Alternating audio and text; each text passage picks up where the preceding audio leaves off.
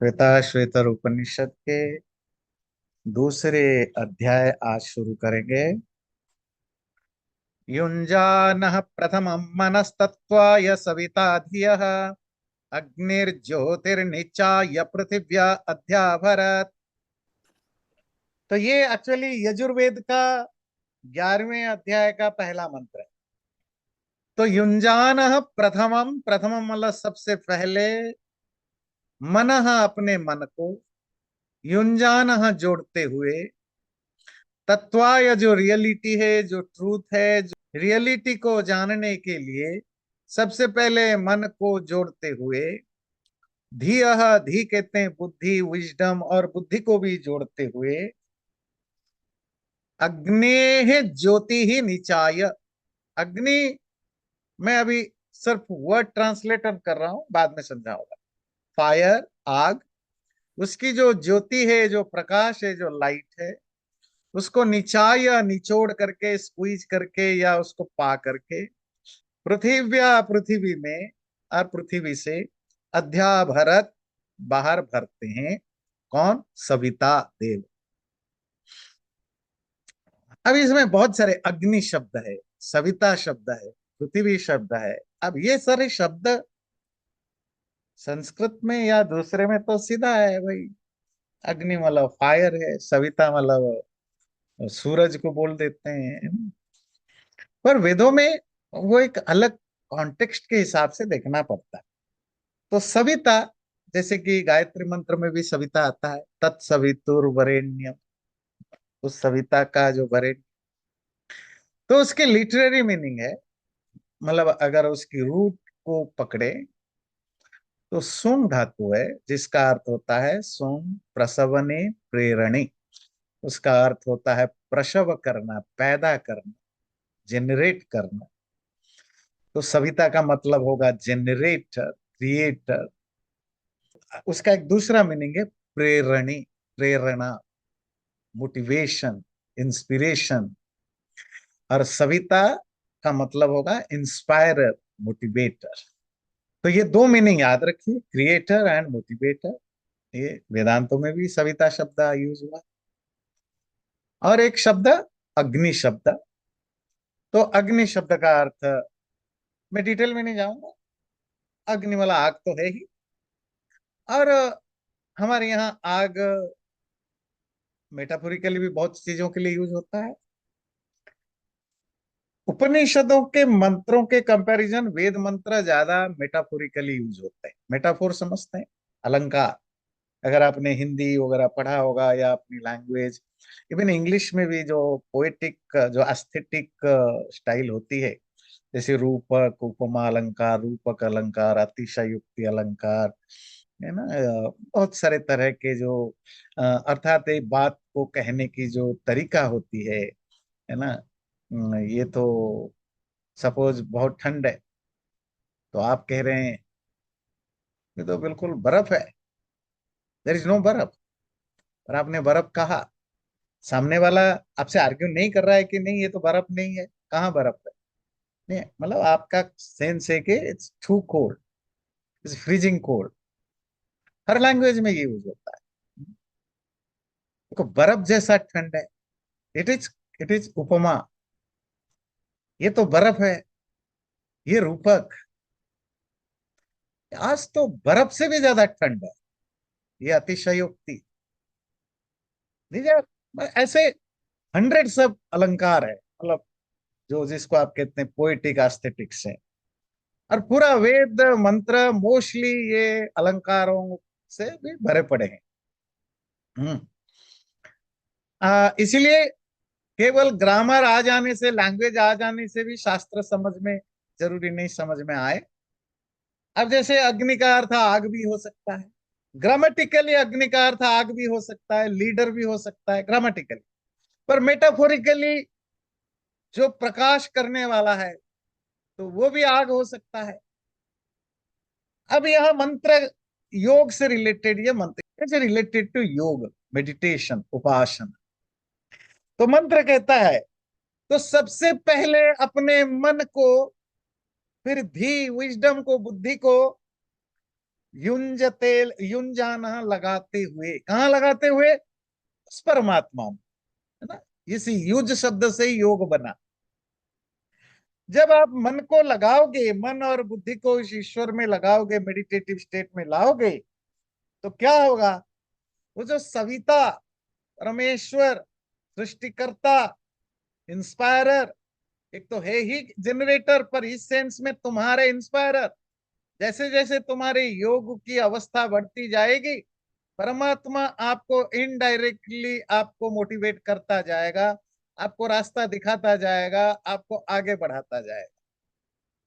मतलब अगर आप परमात्मा को नहीं मानते तो आप कहेंगे वो नेचुरली बढ़ता जाएगा, पर आस्तिक जो होते हैं, वैदिक वैदिक शास्त्र तो आस्तिक होते हैं, तो परमात्मा की कृपा से आपके अंदर वो मोटिवेशन, वो स्पिरिट, वो स्ट्रेंथ, वो सब आपका बढ़ता जाएगा। तो वो जो परमात्मा, जब आप मेडिटेशन करते हैं, अग्नेर ज्योति निचाय, अग्नि की प्रकाश को चुन करके, यहाँ अग्नि की प्रकाश मतलब वो जो आत्म तत्व है, जो आत्म तत्व है, जो वो जो स्पिरिचुअल रियलिटी है, वो जो अग्नि है, वही अग्नि, यहाँ उसी को अग्नि के रूप में कहा। उसकी जो ज्योति है, उसकी जो सेंस है, उसको नीचा या निचोड़ करके पृथिव्या अध्याभरत, इस मैटेरियल चीजों से आपको बाहर लाएगा। अर्थात जिसको जिसको पाने के लिए आप बैटल कर रहे हो, जो जो निचोड़ रहे हो, वो परमात्मा, आप जब मेडिटेशन में आगे बढ़ते जाओगे, तो वो जो अग्नि रूपक, आत्म तत्व रूपक अग्नि, उसका प्रकाश को अध्यावरत निकाल करके पृथ्वी से, पृथ्वी मतलब धरती से नहीं, इस पार्थिव तत्व शरीर से वो आपके सामने प्रकट करेगा। युक्ते न मनसा वयम देवस्य सवितुस्सवे सुवर्गे याय शक्त्या।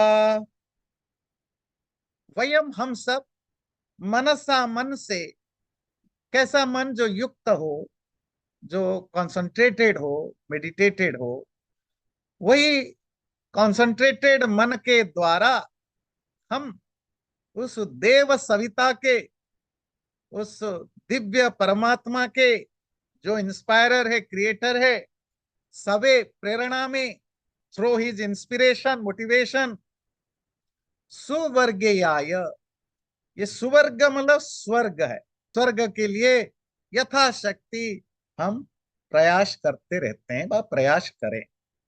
अब ये शब्द है सुवर्गेय, सुवर्गेयाय। जो स्वर्ग में जो स्व है, वो सुख है, आनंद है। ग मतलब जिसके द्वारा पाया जाए, उसको स्वर्ग कहते हैं। तो सुवर्ग के लिए, स्वर्ग के लिए, सुख शांति, सुख के लिए, आनंद के लिए, अपनी शक्ति से जितनी तुम ज्यादा शक्ति लगा सकते हो, शक्ति मतलब यहाँ फिजिकल पावर में जो भी तुम्हारी स्ट्रेंथ है, अपने विथ योर फुल स्ट्रेंथ, उस मेडिटेटेड मन के द्वारा जब वहां मन जोड़ते हो, तो उस सविता प्रेरक परमात्मा की प्रेरणा से, कृपा से, अपने मन को योग से युक्त करता हुआ उस स्वर्गीय स्वर्ग या आनंद की प्राप्ति के लिए यथाशक्ति कोशिश करते रहें। युक्त्वा य मनसा देवान् सुवर्यतो धिया दिवम् बृहज्योतिः करिष्यतः सविता प्रसुभाति तान्।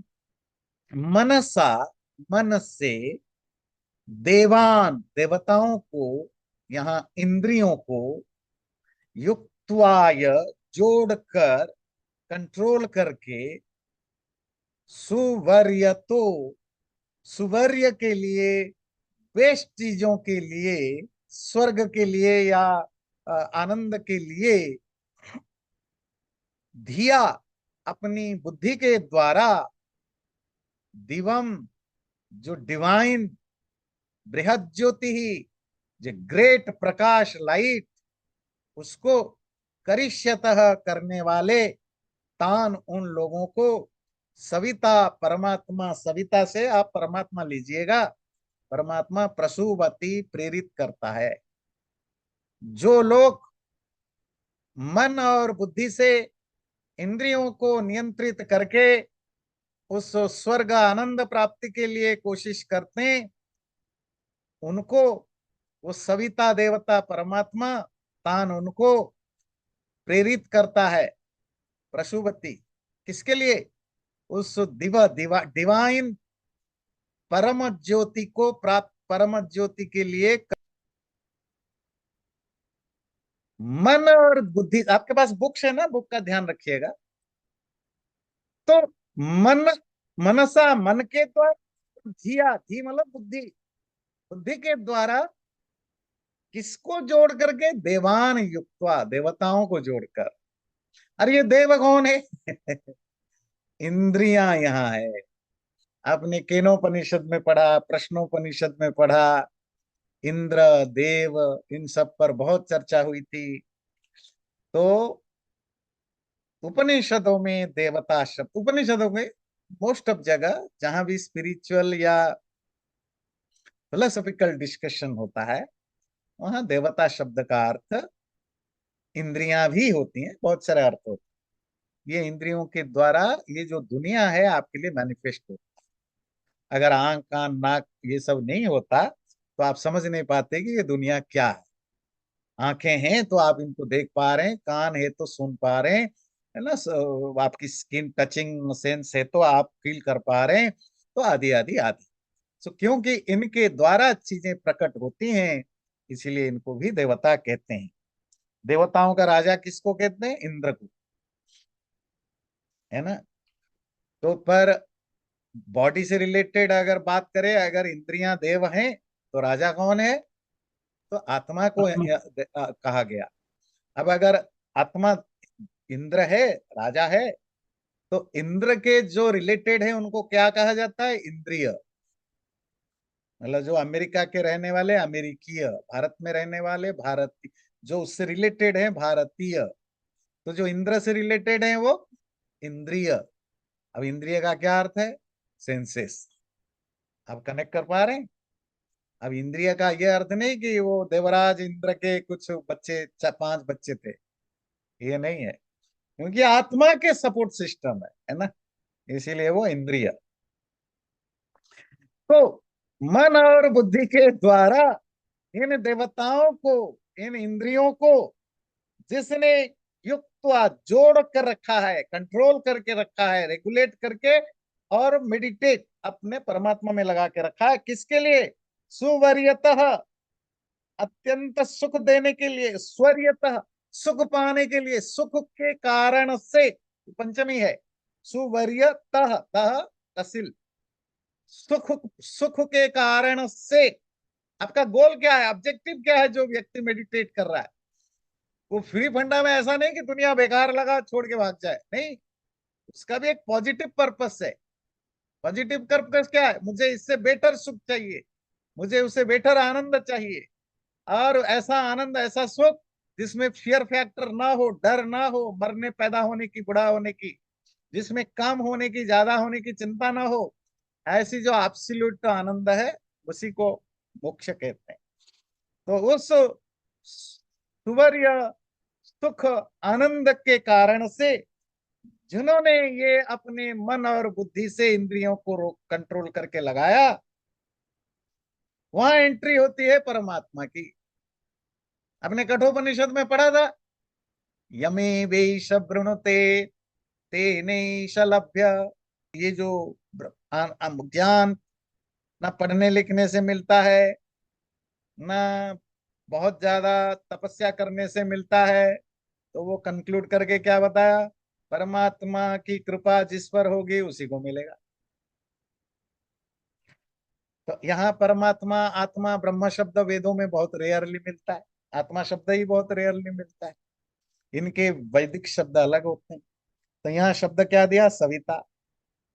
वो जो सविता, प्रेरक, इंस्पायरर ईश्वर, वो तान उन लोगों को प्रसूवती, प्रेरयति, उनको इंस्पायर करता है, उनको इंस्टिगेट करता है, मोटिवेट करता है।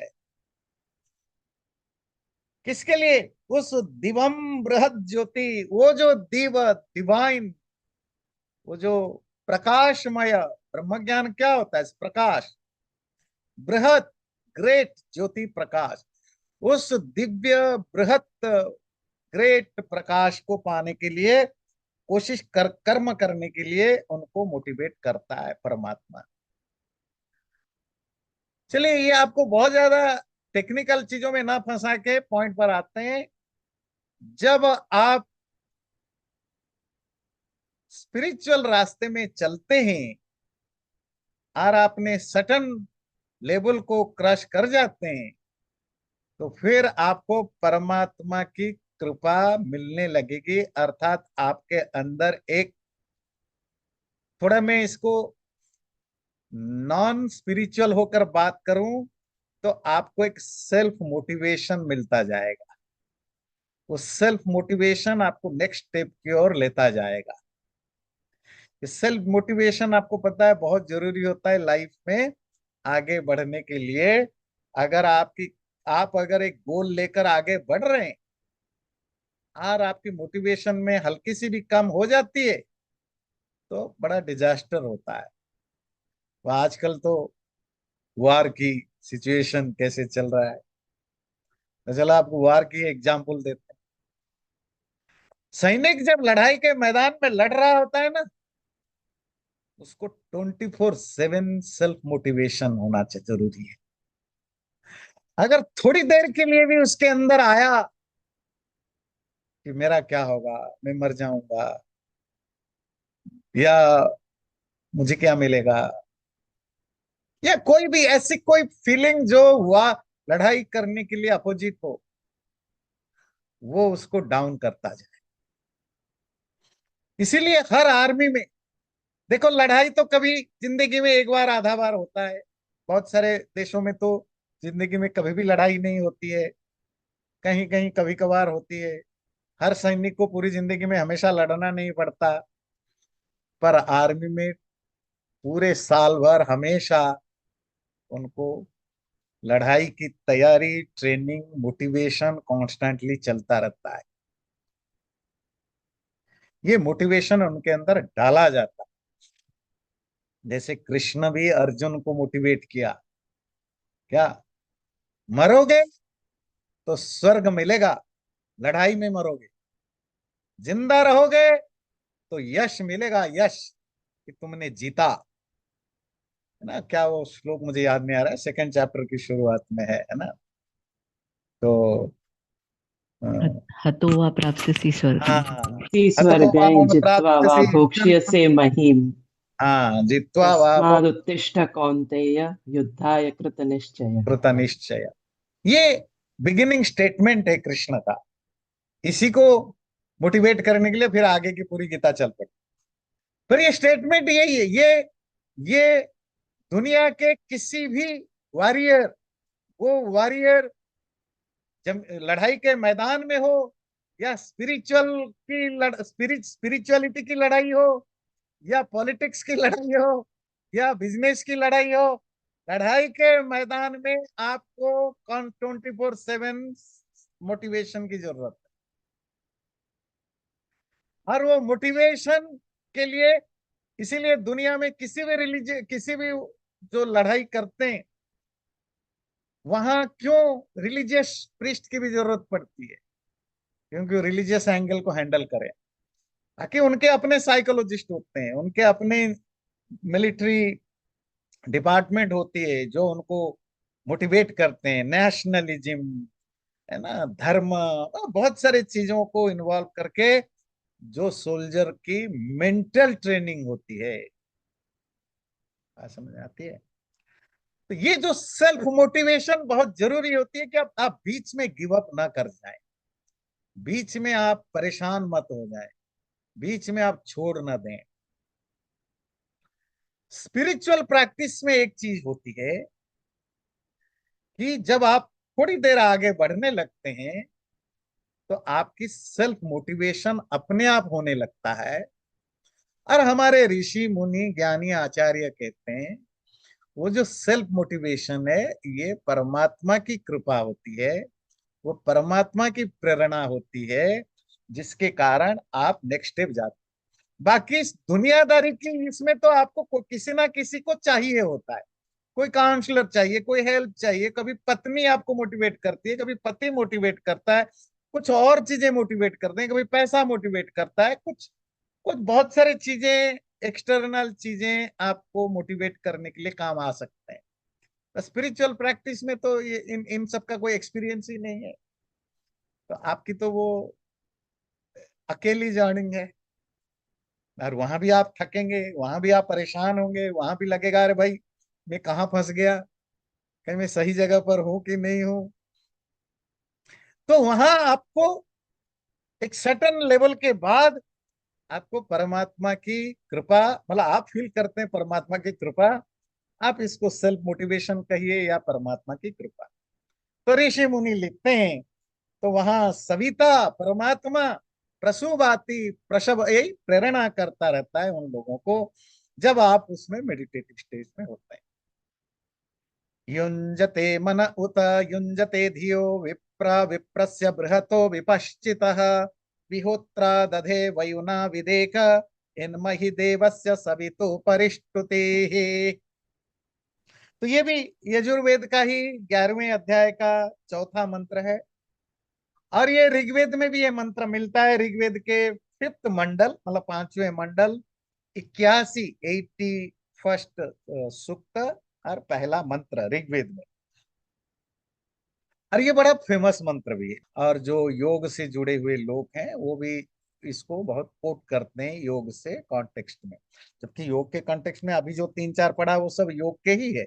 जहां युंजते शब्द आता है इसका मतलब होता है जोड़ना, जोड़ना, यही जोड़ योग के सेंस में यूज होता है। युंजते मन, अपने मन को जो जोड़ता है, उत और युंजते धीयः, अपनी धी बुद्धि विजडम को भी जो जोड़ता है। कौन जोड़ता है? विप्र, जो विद्वान ज्ञानी लोग जो जोड़ते हैं, वो विप्रस्य एक दूसरा विप्र है। यहाँ विप्र ज्ञानी पर परमात्मा, उस परमात्मा के जो बृहत, कैसे पता चला परमात्मा? उसकी एडजेक्टिव है बृहत, जो जो ग्रेटेस्ट है। और विपश्चित, ये भी सब षष्ठी। विपश्चित, जो जो ऑल नोइंग है, ओमनिशिएंट है। तो उस ओमनिशिएंट विद्वान परम ग्रेट परमात्मा के विहोत्रा दधे, अच्छा इसके नीचे और भी है देवस्य, उस वही सारे परमात्मा की एग्जाम्पल एडजेक्टिव है। विप्रस्य विद्वान, बृहतो बड़ा, विपश्चित सर्वज्ञ, देवस्य दिव्य, सवितु प्रेरणा देने वाले परमात्मा की परिस्तुति ही, स्तुति कहते हैं, स्तुति मतलब ग्लोरिफिकेशन, परिस्तुति ही परिस्तुति, ये वैदिक वर्ड है परिस्तुति। जो स्तुति है उस स्तुति को विहोत्रा आह्वान के साथ या वेद मंत्रों के साथ दधे धारण करते हैं। वयुनावित एक इनमहि, क्योंकि वो वयुनावित है। वयुन कहते हैं एक्टिविटीज, एक्शंस, कर्म। वित जानने वाला, अकेला, एक अकेला। इत मही, और महान भी है। अब वैदिक शब्द वाक्य है, तो इसको हम अपनी बुक्स को देखिए, मैं आपको उसको ऑर्डर के साथ समझाता हूं। पहली लाइन ठीक है, जो विप्र, विप्र अर्थात विद्वान, है ना। विप्र की डेफिनेशन है जो शास्त्रों को ठीक ठीक समझता है, या ज्ञान को जो जैसा है उसको ठीक ठीक समझता है। विप्र लोग अपने मन और बुद्धि को जब उस परमात्मा में जोड़ते हैं या लगाते हैं, कौन से परमात्मा में? जो कि विप्र है, जो ज्ञानी है, बृहत बड़ा है, ग्रेट है, विपश्चित ओमनिशिएंट है, देव जो डिवाइन है, दिव्य है, यहाँ दिव्य प्रकाश स्वरूप जिसको कहते हैं, सेल्फ रेडिएंट, है ना। सविता, अभी आपने जाना सविता, क्रिएटर और मोटिवेटर, ऐसे परमात्मा की परिस्तुति ही, परि ऑल, होल स्तुति ही ग्लोरिफिकेशन, उनकी परमात्मा की पूरी ग्लोरिफिकेशन करते हैं। उस ग्लोरिफिकेशन के साथ, स्तुति के साथ अपने मन और बुद्धि को मेडिटेट करते हैं। और वो परमात्मा कौन है? और फिर क्या करते हैं? वयुनावित, क्योंकि वो परमात्मा सभी प्रकार के वयुनों को, ये भी एक वैदिक शब्द है, वयुना मतलब एक्टिविटीज को, फंक्शन को, हलचल, जो भी हलचल होता है उसको वयुना कहते हैं। हमारे सेंस में जो हमारे कर्म है, जो भी हम मेंटली सोचते हैं, जो भी हम वाणी से बोलते हैं, जो भी हम शरीर से करते हैं, मतलब physically, mentally, orally, whatever function is going on, all these are called karma, उसी को वयुना कहते हैं। वो वयुना बीत जानने वाला वो परमात्मा, हमारे अंदर बाहर के हर चीज को जानने वाला परमात्मा, वो अकेला इत डेफिनेटली मही महान ग्रेट है। उसी को वो धारण करते हैं। कहाँ? अपने मन में। विहोत्रा कौन धारण करते हैं? ये जो हो आहुति कर बुलाने वाले, पर आहुति देने वाले या बुलाने वाले, ये बुलाने वाला एक वैदिक वर्ड है, होता, होत्री, मतलब इट डजंट मीन कि भाई बुलाने वाला मतलब टू कॉल, मतलब उनको मन में विचार, उनके बारे में विचार करने वाले लोग करते हैं। युजेवाम ब्रह्म पूर्व्यम नमो घेर्विश्लोक एतु पथ्ये सूरेः शृण्वन्तु विश्वे अमृतस्य पुत्रा आये धामानि दिव्यानि तस्थुः।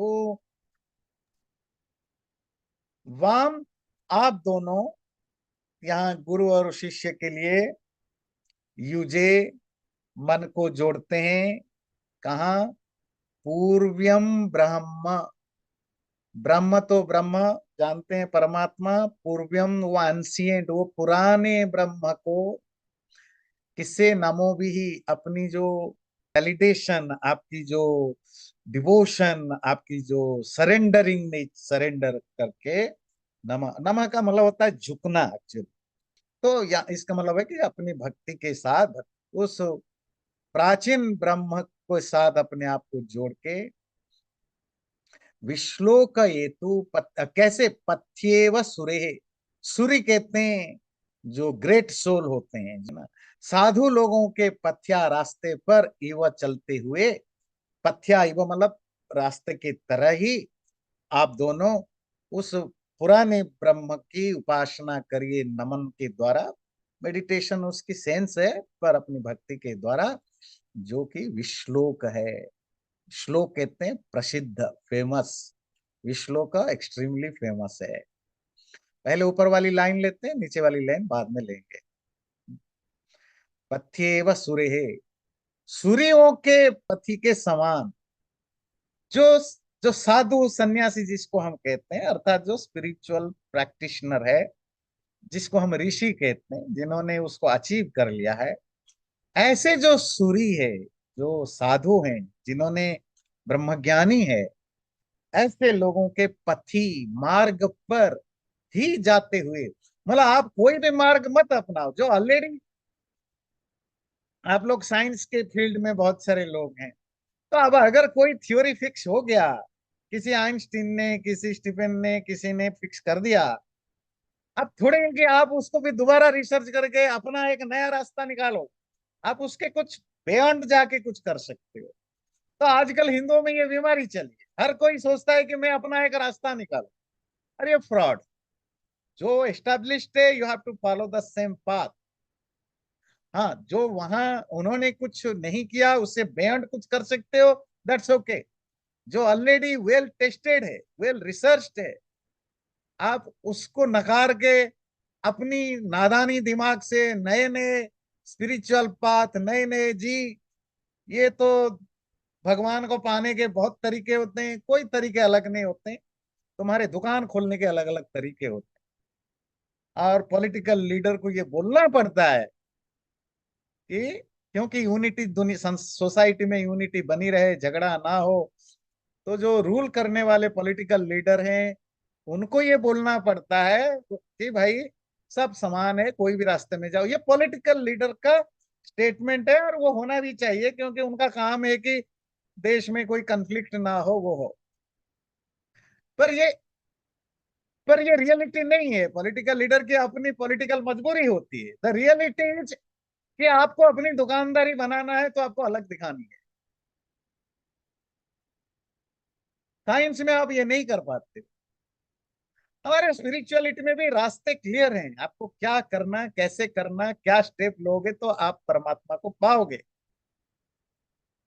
इसीलिए सारे शास्त्रों में एक चीज जरूर कहा, क्या, जब आप स्पिरिचुअल पाथ को फॉलो करते हो, प्रैक्टिकल करना चाहते हो, तो आप कितना भी पढ़ लिख लो, गुरु की, किसी गुरु या गाइड की गाइडेंस में करना चाहिए, क्योंकि वो एक्सपीरियंस्ड है। मैं आजकल तो 99.99% गुरु ही अचीवर नहीं है। उनको अपनी दुकानदारी करना है, नेम फेम लोकेशणा वित्तेषणा पुत्रेषणा में वो भी फंसे रहते हैं। तो उन्होंने अपने अपने रास्ता ढूंढ लेते हैं। पर हमारे सारे सारे शास्त्र ये बोलते हैं, ज्ञानियों के ज्ञानी विद्वान मतलब जो उस फील्ड में जिन्होंने रियलाइज किया है। जब स्पिरिचुअलिटी की बात होती है, स्पिरिचुअल एक्सपीरियंस को, तो आपके लिए ज्ञानी कौन होगा? जिसने स्पिरिचुअल एक्सपीरियंस कर रखा है। ऐसे ज्ञानियों के रास्ते पर ही चलो, एतु चलो पूर्व्यम ब्रह्म। वो जो ब्रह्म पुराना है, पूर्व मतलब पहले का। अब ये पहले का ब्रह्म क्या होता है और अभी का ब्रह्म क्या होता है, ये बड़ा इंटरेस्टिंग। अगर आप ओवरऑल हिंदू या वैदिक धर्म को ठीक से नहीं समझते हो, तो अंग्रेजों की तरह आप कुछ भी लिख डालोगे। सृष्टि से पहले जब कुछ भी नहीं था, when there was nothing, है ना। आप नासदीय सूक्त ऋग्वेद में आता है ना कि सृष्टि से पहले कुछ भी नहीं था। वो अंग्रेज हिंदी में उसका बड़ा अच्छा ट्रांसलेशन किया है। जब वो भारत एक खोज की सीरियल चलता था ना, भारत एक खोज की सीरियल जो दूरदर्शन में आज से 30-35 साल पहले जब न्यूज चैनल नहीं होते थे, तो उसकी शुरुआती संग होती थी इस ऋग्वेद के नासदीय सूक्त की हिंदी ट्रांसलेशन। सृष्टि से पहले कुछ भी नहीं था, जो भी था वो अनजाना सा था। ऐसे आगे भी बहुत कुछ है ना। तो वो आप सुन सकते हैं। वो बड़ा सुंदर, जिसने भी, जिस कवि ने भी उसको ट्रांसलेट किया, बड़ा अच्छा प्यारा सा ट्रांसलेशन किया है। तो तब कुछ कुछ था या नहीं था, किसको पता था। तो सृष्टि जब से पहले कुछ भी नहीं था सिवाय एक चीज की, योऽस्यध्यक्षो परमे व्योमन। वो अकेला इस संसार का जो अध्यक्ष है, जो सुपरिटेंडेंट है, जो प्रिजाइडिंग ऑफिसर है, वो वही था और उसके अलावा कुछ भी नहीं था। तो वो जो परमात्मा परब्रह्म है, सृष्टि में, सृष्टि से पहले जब कुछ भी नहीं था वो अकेला था। सृष्टि के बाद बहुत कुछ आए, वो भी परमात्मा था। तो दुनिया में सबसे पुराना एग्जिस्टेंस किसका हुआ? उसका। आप कहेंगे जो whole cosmos is old, older than that, वो ब्रह्म जो इनके होने से पहले था। इसीलिए कभी कभी ब्रह्म को बुढ़ा ब्रह्म कहा जाता है, मतलब वृद्ध, पूर्व्य, प्राचीन, पुरातन, इन सब का मतलब होता है पुराना।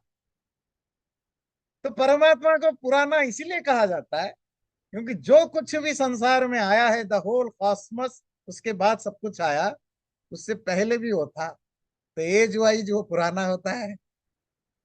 आप मेटाफोर को समझिए, वैदिक मेटाफोर को, है ना। इसीलिए कहा वैदिक भाषा बहुत ज्यादा मेटाफोरिकली होते हैं, वो डायरेक्ट मैसेज। तो वो जो सबसे पुराना ब्रह्म है, पुराने ब्रह्म, उस पुराने ब्रह्म को नमो भी ही अपनी भक्ति से, अपनी डिवोशन से उसके प्रति अपने आप को जोड़ना, वो वही विश्लोक है। श्लोक का अर्थ आप जानते हैं, जो हम संस्कृत में जो जो बोलते हैं उसको श्लोक कहते हैं। पर श्लोक का अर्थ ये भी होता है फेमस, संस्कृत में। और परमात्मा विश्लोक है, परम फेमस है। जो एब्सोल्युटली विख्यात है, उस परम विख्यात को आप प्राप्त करो। अरे ये मैसेज किसके लिए है?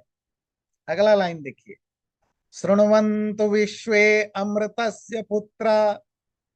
शृण्वन्तु, सुनिए, लिसन मी, विश्वे, ऑल, अमृतस्य पुत्रा, उस अमृत के संतान, all the progeny of immortality, listen me, आये धामानि दिव्यानि तस्तु, और अल्सो जो उस दिव्य धाम में रहते हैं, वो भी मेरी बात को सुन लीजिए। क्या सुन लीजिए? उस प्राचीन ब्रह्म पर अपने मन को लगाइए और ज्ञानी विद्वानों को रास्ते को फॉलो करके ही वहां तक पहुंचिए। शृण्वन्तु सर्वे अमृतस्य पुत्रा। अमृत के बच्चे कौन है? दुनिया के सब क्रिएचर। अमृत कौन है? परमात्मा है, मोटल। उसके पुत्र, पुत्र मतलब सन नहीं, प्रोजेनी, बच्चे। उसके बच्चे कौन है? ये वैदिक शब्द है। दुनिया का हर कोई जो पैदा हुआ है, जो लाइफ है, जो जीव है, जो बायोलॉजिकल ये रखता है, तो सब पुत्र है, प्रोजेनी है परमात्मा की। तो है उस परमात्मा के संतान जो अभी आप हो धरती में, मतलब इस शरीर में, या जिन्होंने दिव्यानि धामानि, दिव्य धाम को प्राप्त कर लिया, उस डिवाइन प्लेस अर्थात मोक्ष को प्राप्त कर लिया है, उन सबके लिए ये मैसेज है। कौन कह रहा है? वो ऋषि जो रियलाइज्ड है कि वो ईश्वर सबसे पुराना है, उसी की भक्ति में लगे रहो। और सुरे है पथ्या इव, जो सुरी है, जो जो जो रियलाइज्ड लोग हैं, उन्हीं के रास्ते पर चलो। इसकी जो लास्ट लाइन है, शृण्वन्तु विश्वे अमृतस्य पुत्रा, ये बहुत ज्यादा यूज होता है पूरे, मतलब जो भी बहुत इंटेलेक्चुअल डिस्कशन वगैरह में आजकल। तो क्योंकि आजकल की गवर्नमेंट भी बहुत ज्यादा वसुधैव कुटुंबकम, इस तरह यूनिवर्सलिज्म को प्रमोट करता है, उनके भी बहुत सारे गवर्नमेंट के पेपर वगैरह में भी ये वर्ड बहुत आता है, शृण्वन्तु सर्वे अमृतस्य पुत्रा, है ना। शृण्वन्तु विश्वे अमृतस्य पुत्रा, we all are the progeny of that one amrit, immortality, God. ठीक है, तो यहीं रखता हूं। कोई क्वेश्चन हो, कुछ हो। आज के जितने भी 5 श्लोक किया, वो नॉर्मल उपनिषद भाषा में नहीं था, तो हो सकता है थोड़ा सा आपको कॉम्प्लिकेटेड लगा, मतलब वो फ्लो ना मिलता हो। जैसे नॉर्मली उपनिषद हम एक फ्लो में जाते हैं, क्योंकि वेद की अपनी एक रूप है।